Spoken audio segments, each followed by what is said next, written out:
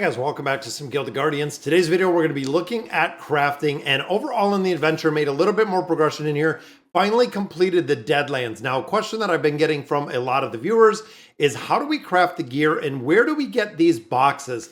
Now, these boxes actually came through a purchase that I did for a pack, but you also get them through the adventure mode. So once you go ahead and you finish the adventure mode in the entirety, it is going to give you these boxes. These boxes are going to yield you the ability to get higher tier gear. As you can see right here, we just got all of these tier 2. Now, of course, the rest of these boxes we had before, but you can actually combine the stuff that we have in here, meaning right here, the 4 goes together to a 5. And we've gotten to the point of being able to craft tier 5 gear, which is kind of crazy because we haven't even finished out our tier 4 gear at this point. But as we're leveling up these boxes higher, it is getting faster and faster to build out some of that gear. Now, of course, you can do the exact same thing with the boxes and the bags, meaning that I can take a 2 and go boom, there we go. So this is a tier 3 chest, which makes me think I'm not going to have the ability to actually make this one higher. I don't know if it goes above a tier 3 right now, but I do have the ability in my bag to get a couple more. So we'll go ahead, we'll combine those ones, we'll combine those ones. There we go. So there is our tier 3 bag, our tier 3 box, and then of course our tier 3 satchel, which is going to yield us different gear. So in here, it is the strength gear based on our chest right here. So the Epic Burrower's chest is the strength gear. This one is actually going to be for our agility. This one is going to be for our intellect, kind of building it out. And the rest of this, of course, is going to be completely open to use all of these. Now, having a ton of mages, I'm going to go in here and I'm going to use some of these tier 3. And this, of course, is giving us tier 2 and tier 3 gear right here. Now, I do have these extra boxes that I have down here. And again, I don't know if we're going to be able to actually combine these next time, but I also do have a few more in my bag within the inventory. So I do have this one as well, which again, this one contains an epic material. I'm going to go ahead and I'm going to pick up 2 more of these. Don't know at this point if I need them or if you do have to buy them versus the campaign progression. I'm assuming that through the regular campaign progression, that's going to give you the ability to get essentially these tier 2 satchels or taking them up to the tier 3. So I don't know again if that's going to be a reason to get them or if they're just literally taking up bag space.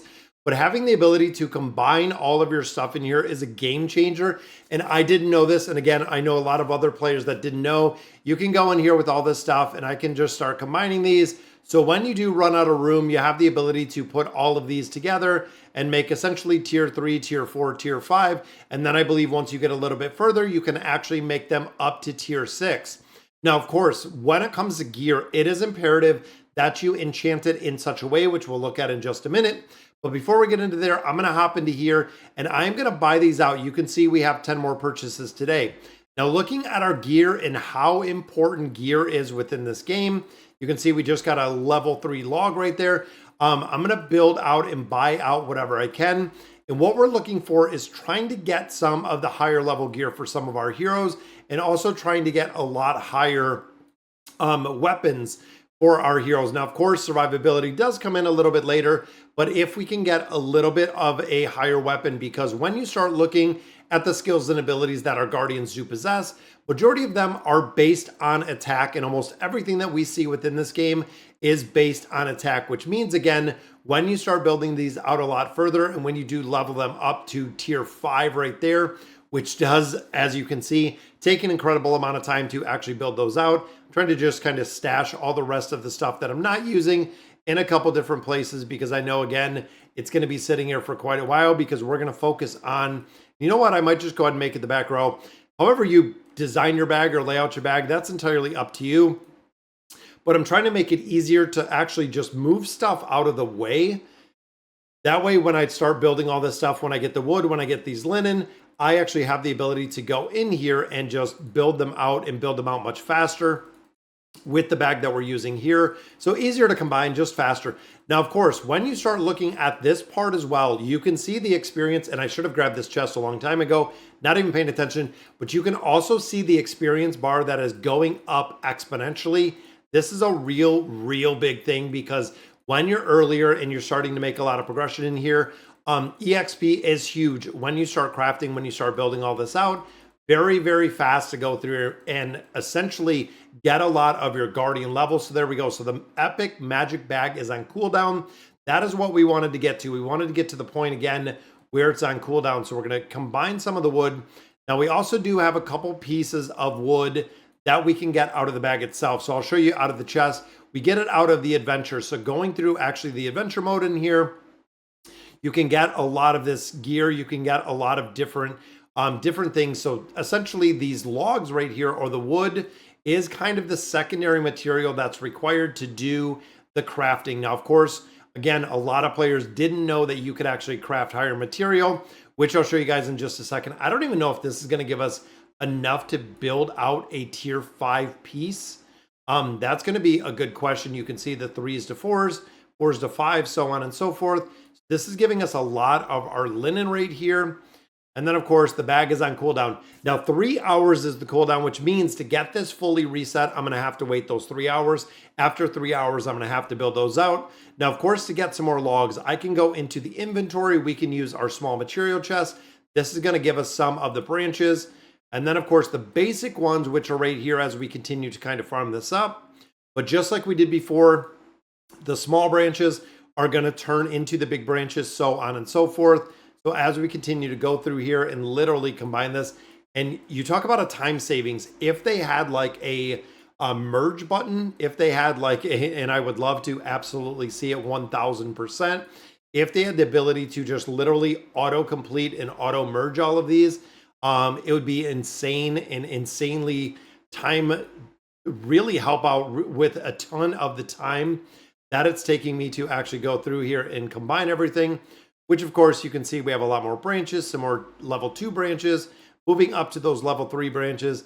And again, kind of so on and so forth as we're building those up a little bit higher. Now, I believe when we start looking at intelligence gear, this was another thing, is if you look, and it's actually right here behind this camera, there is a gear forging right here on this gear forging in the bottom that I'm actually swirling around. That is right up here. You have the ability for normal mode. If you click this button, it turns it to an advanced mode, which you just seen right there. Now we have the ability, because we have four tier 5 logs, or 4 level 5 logs, we can build those out. And then of course, right here, we do have the wilderness silk, but we do have those hefty logs in there. Boom. Now we have a chance to get, of course, an epic or a legendary out of here. Roll of the dice for what we get, and it is a legendary. Look at that, guys. That is awesome. And of course, look at that. We have 3 orange stats on here, which is going to be a game changer. Now, anytime, of course, and let's hop over, we'll look at some of this. Now, looking at some of our tier 4 we are building, I'm going to go ahead and probably just recycle the tier 4, because now we're into building out the tier 5. So looking at the Guardians. Now, when we were talking a little bit earlier, and I believe my 3 casters, I have a Solus, I have an Umbros, and then a Solus again. So again, I'm going to take my primary hero right here. Now, looking at the gear, you can see we have a 10, a 10, an 8, and a 7. Now, you get your substats every 3 levels, and a big shout out to YouTube because they did share this. So what I mean by that is when you start looking at 3, 6, 9, 12, 15, every 3 levels, you get a substat, essentially a level within the substat. So saying right here, we have evade, we have the vulnerability, we have the physical resistance, every 3 levels. So again, the 3, 6, 9, 12 is the substat. So really, and they really pointed out the micromanagement of building out these heroes is going to make a big difference, because even here we have 6, 6, 6. So again, we have 3 substats based in here, and then getting this to 15 was the substat as well. So we definitely have these built. And of course, looking at our tier 5 is even more powerful than we just seen with that tier 3. And Tavros, of course, I do want to build them up, and I do want to build them up significantly high, because when you start looking at the attack is magic damage with Pentagram, but also with the Void Ghost, this is going to give me the ability to heal a lot more. We could drop it on Leo. We could swap it around a little bit. Just because of the heroes, because of the build, we could definitely swap this out a couple different ways. And then, of course, looking here, we have another tier 4, which is our Solus one. So overall, we want to take the one that we have, and because it is kind of an extra, and we want the mats. So right here, we have, look at this, 3.6 million gold out of here. Boom. These are the mats. So what I do specifically, and actually the rest of these we can just go ahead and batch, is what I do specifically with these is when you do get to a point of, let's say, recycling right here with Tarvos, we recycled his item. I'm going to come back here and I'm going to do the exact same. So 1, 2, 3. There we go. So I leveled up to 3. And as you've seen right there, it said the substat will be leveled up as well. Now, when you start getting higher exponentially, so right here's what we're kind of talking about. So this is going to add 6,000 attack. You can see it's going to use our runes. Random stats will power up 1 time. So you'll notice again, the evade, the cinder vulnerability, and the crit damage rating. One of these yellow or orange stats right here will be increased. Boom, there we go. So evade went to 11, not the one we were looking for, but overall you can see how the build is. Now you can see also that right now they're all at 6. We could take this essentially powering up to what, a 7? We're not going to worry about a 7. We want to, again, make sure that we're doing these jumps and really stepping up with that 3 at a time. So even looking here, we could take our 10 to 11. Or looking here, right here we have a 5. So let's go ahead. We'll take a 5 to a 6. Again, we're going to get 1 random stat power boost. So looking at what we have right here, boom, there we go. So Soulless Resistance went up to 20. So a little bit of a buff right there.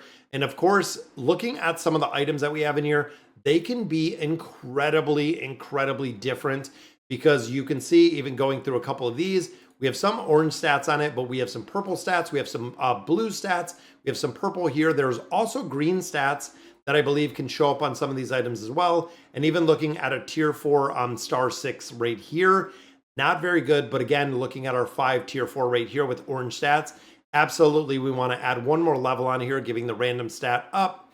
Boom, increasing our evade. So if he can avoid damage as a tank, as one of my frontline warriors, absolutely, I want to avoid that in their entirety.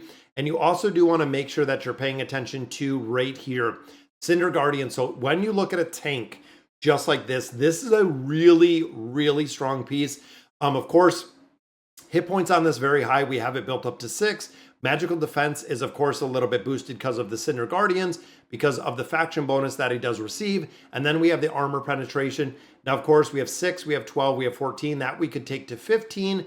But this one I want to focus on. And the reason why, it's at 7. We want to start moving it towards 11. So again, taking kind of a note, we get this, we get another, what, 10,000 hit points right there. We want to get this one up to 9, and I don't have enough to get it up to 9, but that's essentially the next piece we're going to be taking up to 9. And I do make notes. I do make notes on paper, which is kind of crazy. So when you think of Cyrus, when I think of the chess piece, that is going to be the next one I'm going to take to 9, because with the orange stats, we want the substats that we're getting in here. If we can get some more defense, if we can get some more crit rating, absolutely going to be well worth it to build this up.